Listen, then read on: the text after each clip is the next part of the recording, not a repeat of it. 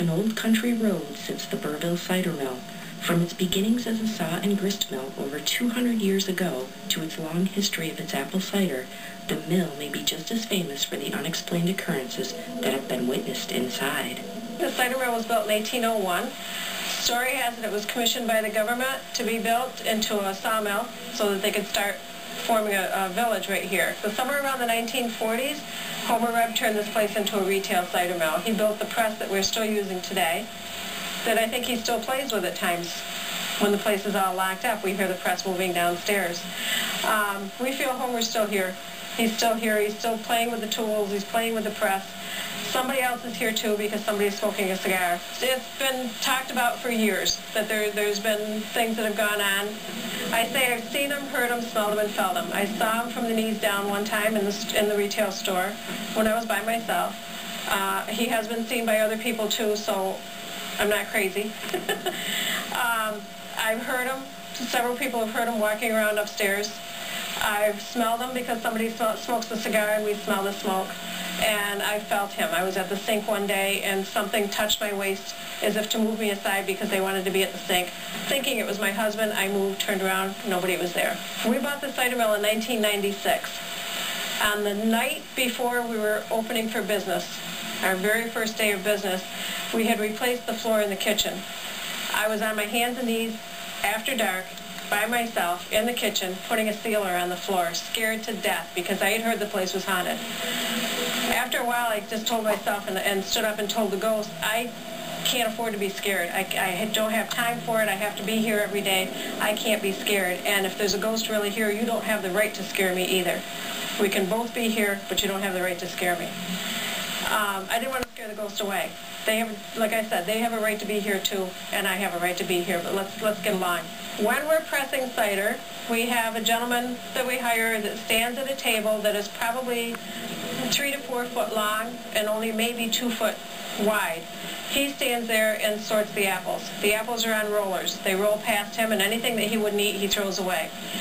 Now, anybody who's been here and seen the apples, they're not pretty like you buy at the grocery store. They might have a scar on them. And that might mean that that a branch grew up against the apple like this and just caused a little scar to be there.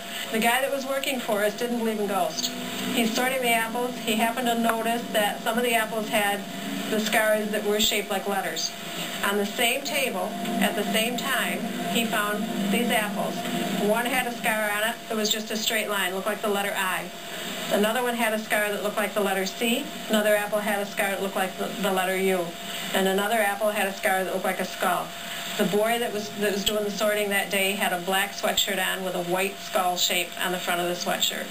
So the apples were saying, I see you, and it was a skull shape.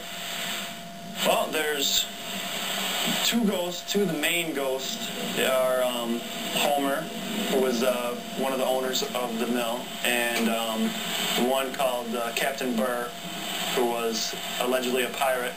Well, there's two ghosts, two of the main ghosts are Homer, who was one of the owners of the mill, and one called Captain Burr, who was allegedly a pirate.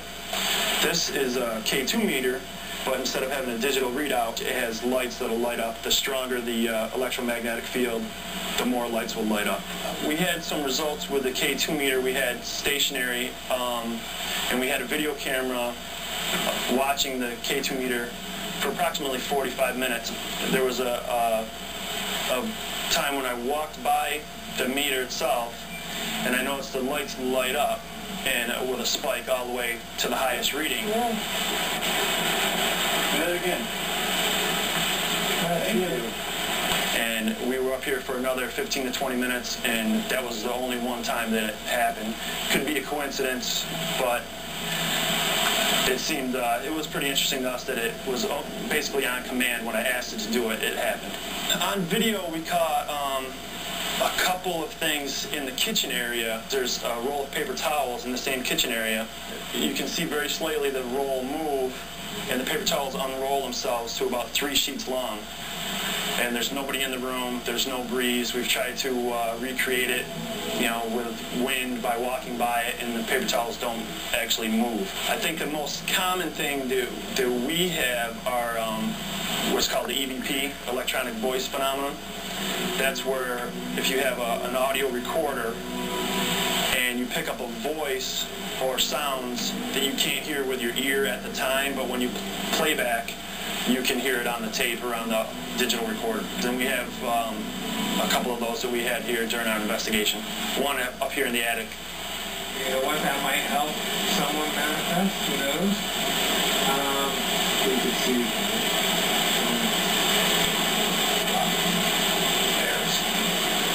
It's red right there. Check chip or something, maybe you can see down the road.